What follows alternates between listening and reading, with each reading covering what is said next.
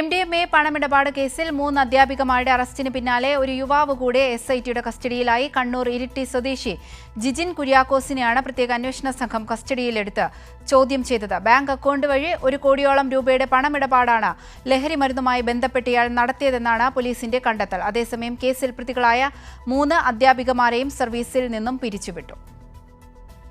കോഴിക്കോട് വടകര ലഹരി സാമ്പത്തിക ശൃംഖലയിൽ അധ്യാപികമാർ ഉൾപ്പെട്ട സംഭവത്തിൽ വടകര റൂറൽ SP-യുടെ നേതൃത്വത്തിൽ അന്വേഷണം പുരോഗമിക്കുകയാണ്. പേരാമ്പ്ര BRC-യിൽ താൽക്കാലിക അധ്യാപകരായി ജോലി ചെയ്യുന്ന 3 അധ്യാപികമാർ ഇതിനോടകം പിടിയിലായിട്ടുണ്ട്. കീർത്തി, കാവ്യ, നീഷ്മ എന്നീ അധ്യാപകരാണ് പിടിയിലായത്.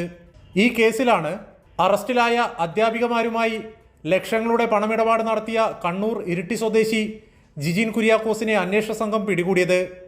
ഡെലിവറി ബോയിയായി ജോലി ചെയ്തു വരികയായിരുന്നു ഇയാൾ. പിടിയിലായവരുടെ ബാങ്ക് ഇടപാടുകളും മൊബൈൽ ഫോൺ കോളുകളും വാട്സപ്പ് സന്ദേശങ്ങളും അന്വേഷണ സംഘം പരിശോധിച്ചു വരികയാണ്. വരും ദിവസങ്ങളിൽ ഇവരെയെല്ലാം ഒരുമിച്ചിരുത്തി ചോദ്യം ചെയ്യും. ഇവർ എങ്ങനെ ലഹരി മാഫിയയുമായി ബന്ധം സ്ഥാപിച്ചു എന്നതാണ് ഉയരുന്ന പ്രധാന ചോദ്യം. റിമാൻഡിൽ കഴിയുന്ന അധ്യാപികമാരായിരുന്ന കാവ്യയെയും കീർത്തിയെയും ബുധനാഴ്ച കസ്റ്റഡിയിൽ വാങ്ങും. ഇൻസ്റ്റാഗ്രാം വഴിയാണ് ഇവർ ലഹരി മാഫിയയുമായി ബന്ധം പുലർത്തിയിരുന്നത്. കസ്റ്റമേഴ്സുമായി നേരിട്ട് കാണാതെ ഇവർ ലക്ഷങ്ങളുടെ പണമിടപാട് നടത്തിയിരുന്നത്. കേസിൽ കൂടുതൽ പ്രതികൾ ഉണ്ടോ എന്ന് പോലീസ് പരിശോധിച്ചു വരികയാണ്. കൈരളി ന്യൂസ്, കോഴിക്കോട്.